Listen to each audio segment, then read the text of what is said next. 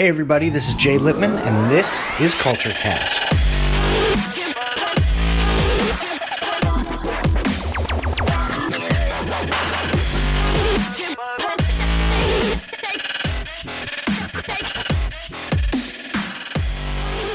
Hey everybody, welcome to episode 2 of Culture Cast. I'm Jay Lippman, and I'm happy to have you with me. I hope you guys had a good week and an even better weekend. I wanted to start today's episode by telling you something that happened to me this week, giving you a little bit of a backstory, and I think that'll really stress what I'm trying to talk about in today's episode. This week, for those of you who don't know, I work as the director of operations for a small electrical contractor based right outside of DC. This past week, I was actually working out in the field with one of the other electricians that I manage, and we were hanging a 100 to 120 pound chandelier on a 20-foot ceiling. Which is, kind of run-of-the-mill for a residential electrician. We, our company does that all the time. The funny thing about the fact that I was in the field was this was something that I specifically said I did not want to be doing. This is the second time that I'm working for this company. I did start off as an electrician, eventually became the service manager, left for 4 years, and now I'm back as the director of operations. When I came back, what I was actually trying to do was sell the owner on some marketing and a new website.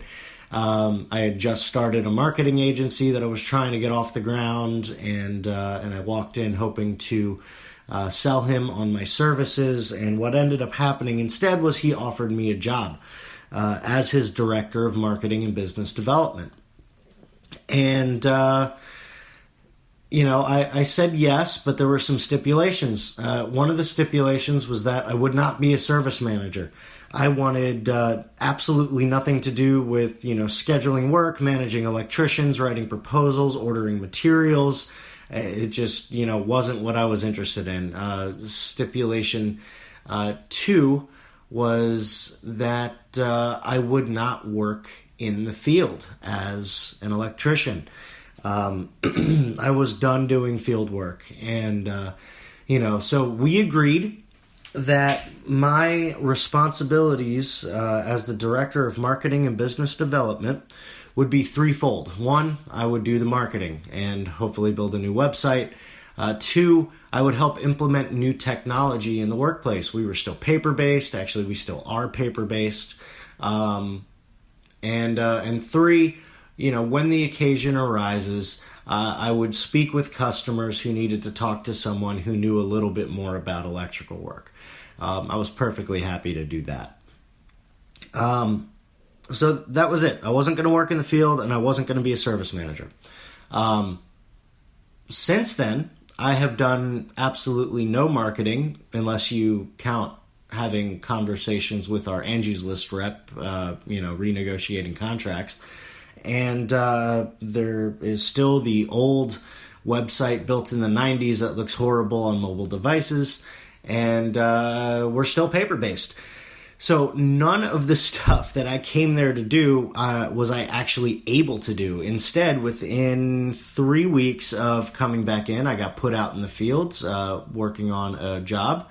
And within a month, I was told to forget about the marketing, forget about the new technology. He really needed my help in the in the scheduling of electricians and figuring out materials and managing the electricians and all that stuff. So within 1 month, both of my stipulations were broken. Both of the things that the owner of the company agreed to, he went back on.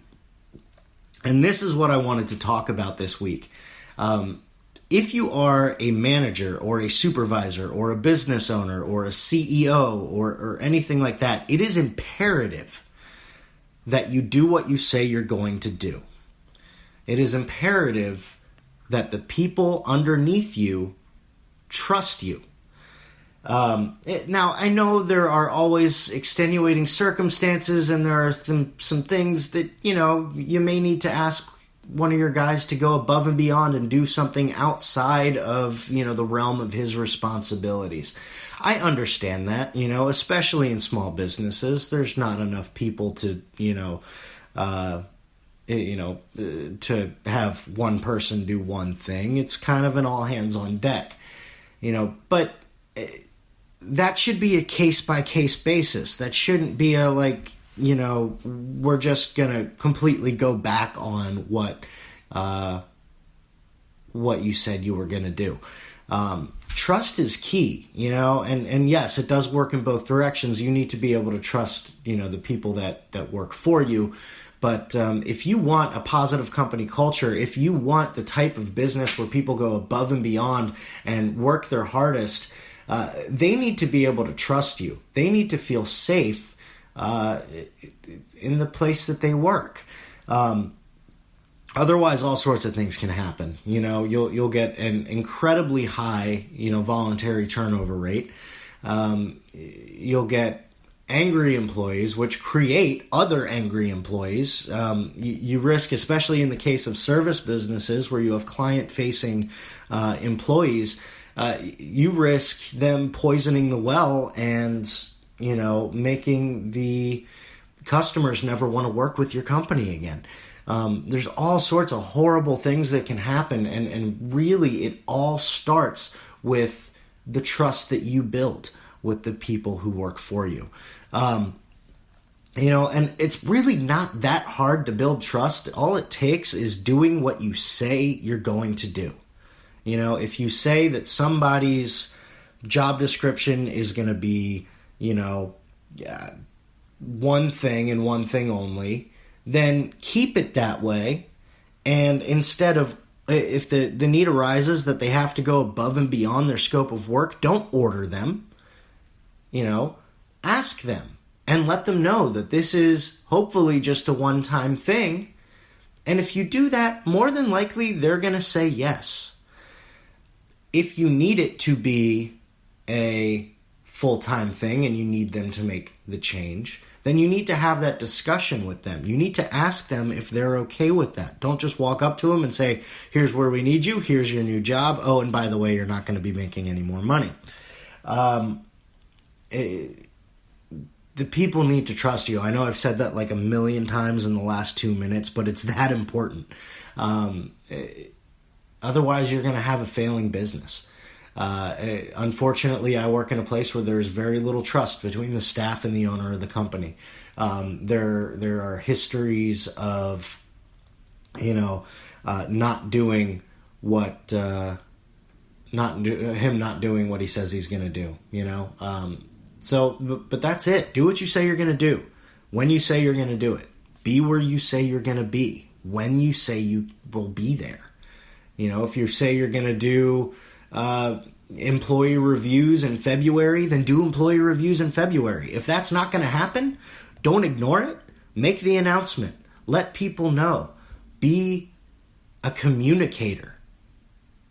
And you will build trust, which will create happy employees that want to go above and beyond for your business. Short episode, guys. There were no questions from social media or through my email. So, this is it. I'm still looking for a couple guests who want to be on the show. If you know of anybody, point them in my direction. That's it for this week. Hope you guys have a great week and start building a better business culture. Have a good one.